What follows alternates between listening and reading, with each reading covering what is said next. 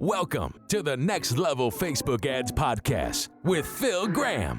We help you master Facebook ads and give you an unfair advantage over your competition. Are you ready? Let's go. Hey, everybody. Welcome to the Next Level Facebook Ads Podcast, episode 346.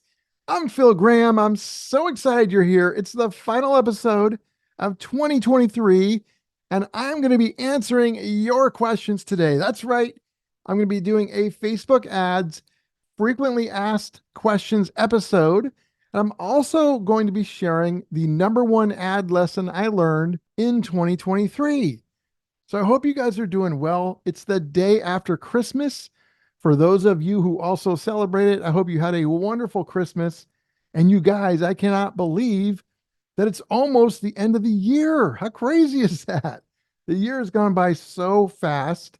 It's been a great one, but I'm also very, very excited for 2024. Got some great episodes in store for you in the new year. Can't wait to share that with you. Today will be a fun episode because, like I said, I'm going to be answering your questions about ads. And there's also going to be a couple general business or marketing related questions that are mixed in there as well. And one little fun thing about episodes like this is that number one, the questions are from you guys. And number two, I actually don't know what the questions are until I read them. So my assistant chooses the questions from all of our emails and DMs that we get, and I don't get to see them. So I hope she didn't put anything in here that was too crazy, but if she did, oh well, I'll be seeing it as I read it. So that actually kind of makes it more fun to not know what they are until I read it out loud. So it's a fun episode. And I do these frequently asked questions episodes about once every quarter. So if you guys ever want to have your questions included, or if you're looking for some help with some coaching one-on-one, or maybe you want somebody to run your ads for you in the new year, somebody you can trust, so then you can do what you do best. For any of those things, you can go to my website, philgrahamdigital.com, or you can DM me on Instagram at philgrahamdigital. Those two ways are the best ways to reach me. I do also have a Facebook group. It's facebook.com/groups/nextlevelads. Next Level Ads is the group name. I haven't had a whole lot of time to really spend at all really in there in 2023, but I am making a commitment to spend time in there in the new year. So I'm looking forward to that. So if you guys want to engage there, feel free to join. I would love to connect with you. All right, here we go. Let's see what questions we have. The first question, here it is. It's from Chloe. And Chloe asks, what inspired you to start working on Facebook ads? Ooh, that's a great one. It's been a long time, so I'm going to have to kind of think way back when. You know what it was? A couple different things. Number one, I knew how you could direct ads to specific audiences. So I really liked that because it really gives you consistency and it allows you to control things more. I'm able to measure effectively what works and what doesn't because I know they're getting in front of the right types of people, and it just gave me more control. So I really liked that about ads. Also, I realized how scalable it was. It's infinitely scalable. So that attracted me to ads. And then I think the other thing I would say is that I just knew that it was here to stay. And there were so many people using the platforms, especially Facebook and Instagram and stuff like that. And so I knew it was going to continue to grow. And even all these years later, it's still continuing to grow and grow and grow, which is amazing. So I'm absolutely still completely loving ads. And it was definitely the right choice to make for sure. Next question comes from Aiden. And Aiden asks, what strategies work best for retargeting on Facebook? So we retarget many different ways. And it depends on, for example, the client, what their budget is, what their goals are, and many other variables. But in general, I would recommend at least 3 different types of retargeting. We'd certainly do broad retargeting, meaning we retarget everyone in the entire warm audience, whether they watched a video or engaged with an ad or the page, or they visited a website or took any kind of an action to be in the warm audience. We're going to have a broad, warm retargeting audience kind of ad. That's one important retargeting ad that works really good. Another one is something I call micro content segmented retargeting. This is something that not a lot of people do, but it is so powerful. When you have micro content, that means that people got on your retargeting list for something very specific. So, for example, if you were a gym or a personal trainer, you might have had an ad out there about weight loss, and you then might have had a different ad about building muscle. Well, you could categorize people based off of which ad they engaged with. So if you know that they engaged with the weight loss ad, then we would have a micro content retargeting campaign just to those specific people. And it would be specifically about weight loss because they've already engaged with that. And that's how they got on our retargeting list. And we can do that by knowing what they engaged with their email address, or even what pages of ours they visited. So there's a lot of different ways to do that, but that is very, very powerful. Not enough people do that, and there's tons of opportunity there.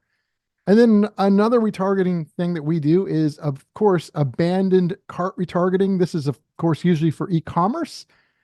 But even if you're non-e-commerce, you could also have abandoned lead retargeting opportunities as well. So if somebody doesn't become a lead, or if they put something in their shopping cart but they don't check out, that's a great opportunity to get back in front of them quickly. You see Amazon do that all the time, and that's effective. And we have other strategies as well, but those are 3 really good ones for retargeting. The next question comes from Elsie. I hope I'm pronouncing that right. Elsie asks, what advice would you give someone starting their own business?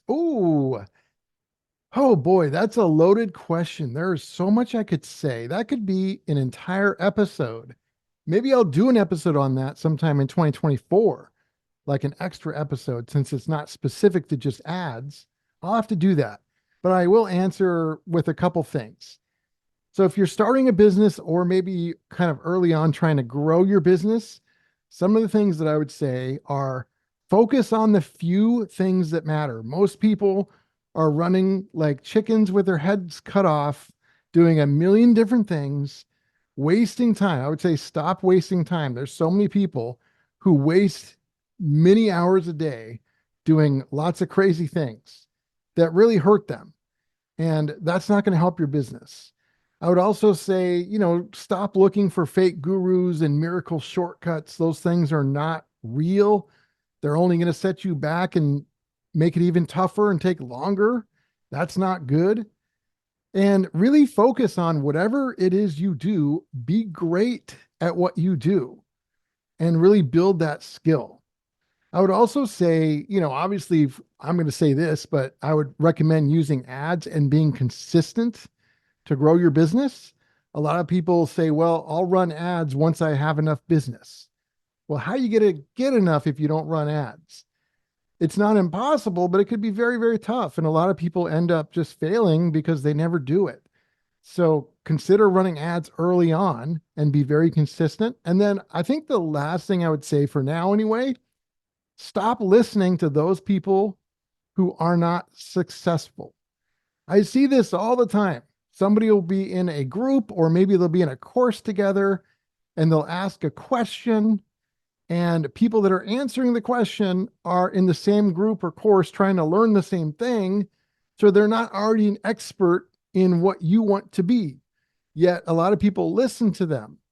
And that is not great. It's like called the blind leading the blind. You got to be careful because that stuff happens all the time. I would also say don't pay attention to vanity metrics. I know people that have tons of followers because all they do is post on social media all day. They don't actually do business. They just post all day trying to kind of fake it till they make it. And so because of that, they've got a lot of followers and engagement. Doesn't mean that they're successful. In fact, in this person's case, they're not making any money. Just looks good, but they're not. And that's not the kind of person you would want to take advice from. So obviously there's exceptions, but be very careful. Don't pay attention to vanity metrics and just focus on being consistent and being great at what you do, differentiating and standing out. All right, next question comes from Morgan. How do you split test ads? I like it, very short and to the point. I have a philosophy, it's ABT, always be testing. And it's not always the case. So there are exceptions. There could be a little asterisk there with certain clients based off of their budgets or certain situations.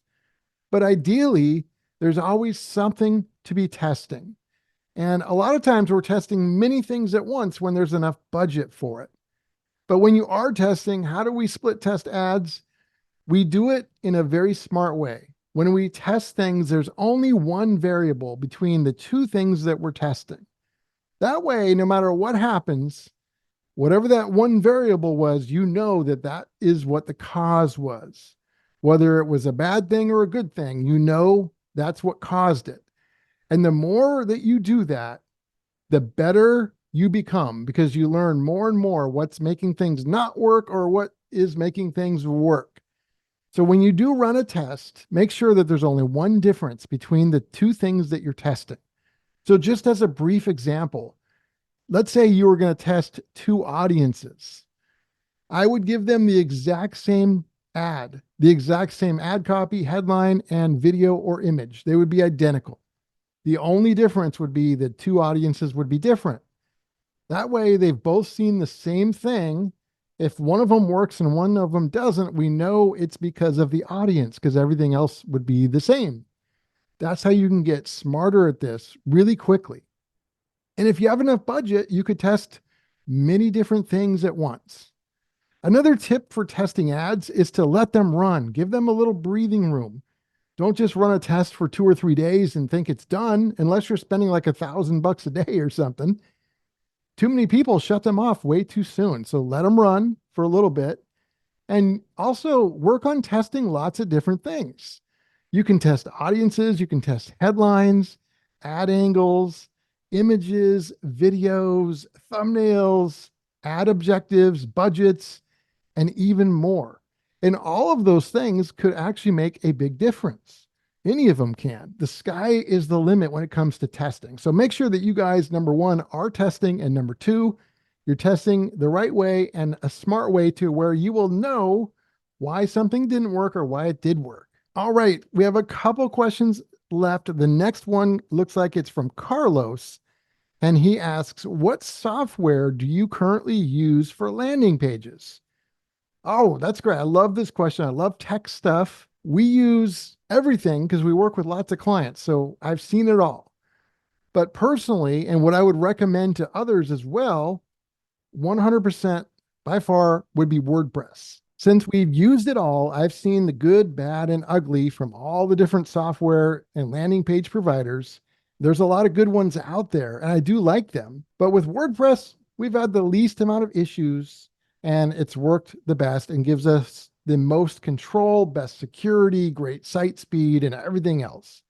So I definitely recommend WordPress. I do like many other landing page builders, but if I could only pick one, it would be WordPress for sure. Okay, last question, and then I'll get into my number one ad lesson learned.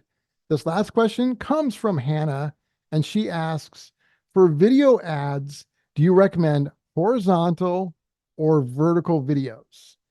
And my answer would be both. So when you're creating a video for an ad, ideally, you would really do 2 takes. You would do 1 take with horizontal and 1 with vertical, because when you're running the ad, you can upload 2 different versions of the video to Facebook and Instagram. So you can have it really fit every placement perfectly.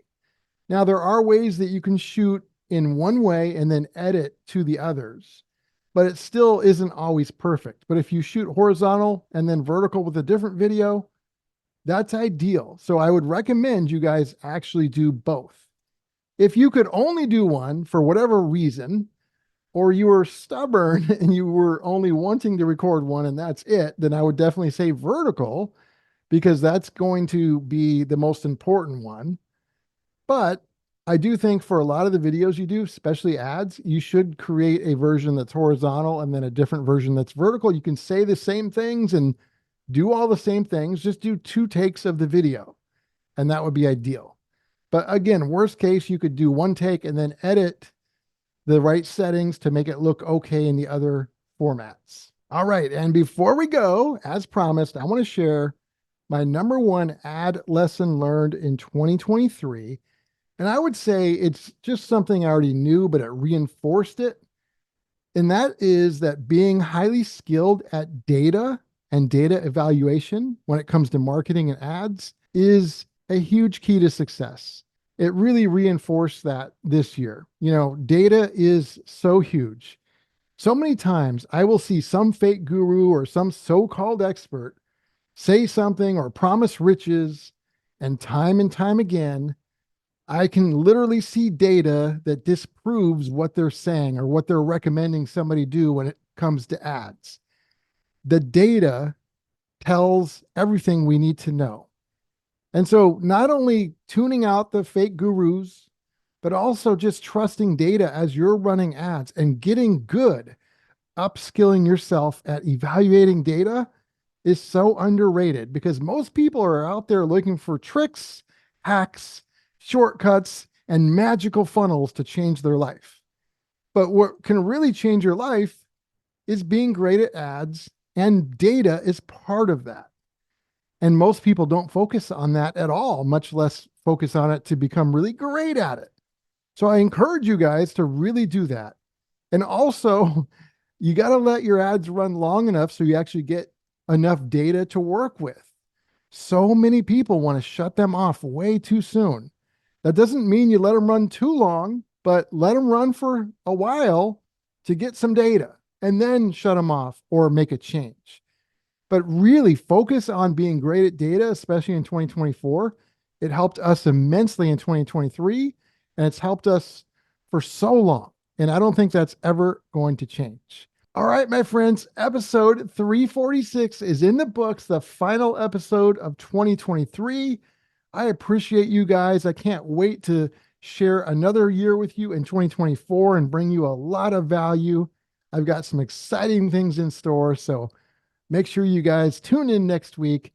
Have a great rest of the week. Have a great, happy new year, and I'll talk to you next week. Peace out. Thanks for listening to the Next Level Facebook Ads Podcast.